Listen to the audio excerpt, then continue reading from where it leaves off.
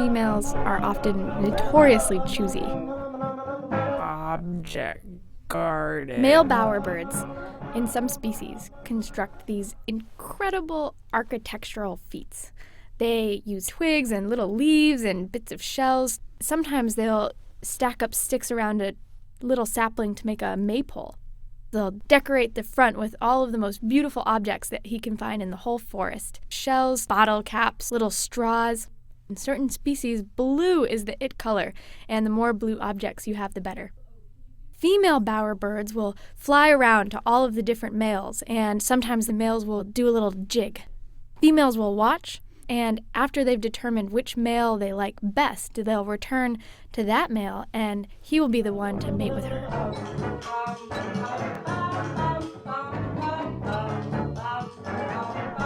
Complicated vagina. In certain duck species, the male ducks will mate with female ducks whether they want to or not, which means that she may be mating with a male that she actually doesn't like at all.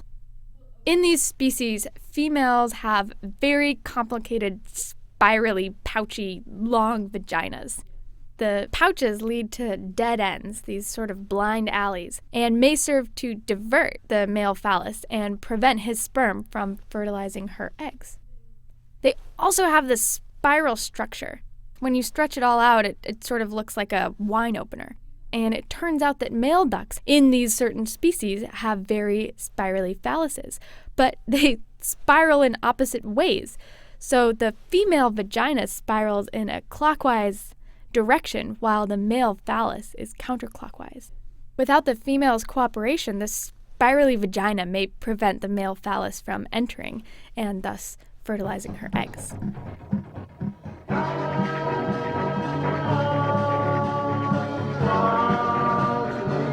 Too many sperm. In many animals, there's a mad rush for the sperm to get to the egg.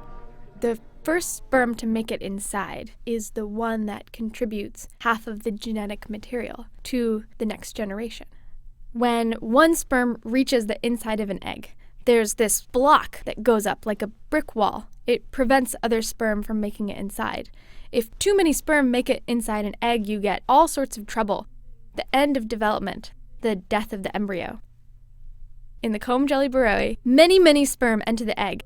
The female half of the genetic material will go from one sperm to the next. What the female half of the genetic material likes about these sperm is unknown. She will go from one sperm to the next, and for reasons that aren't clear, she will then fuse with one particular sperm, and the egg will then become an embryo and go on to make a new baby comb jelly.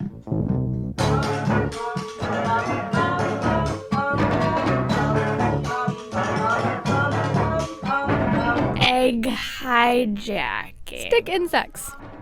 In some types of cystilian stick insects, after sperm enters the egg, the female genetic material will just dissolve away. If two sperm were able to enter the egg, then those two sperm will fuse with each other, and a new stick insect will be created. The sperm are taking the building material and leaving the plans at the door, sort of like egg hijacking. I'm Rebecca Helm, a graduate student at Brown University.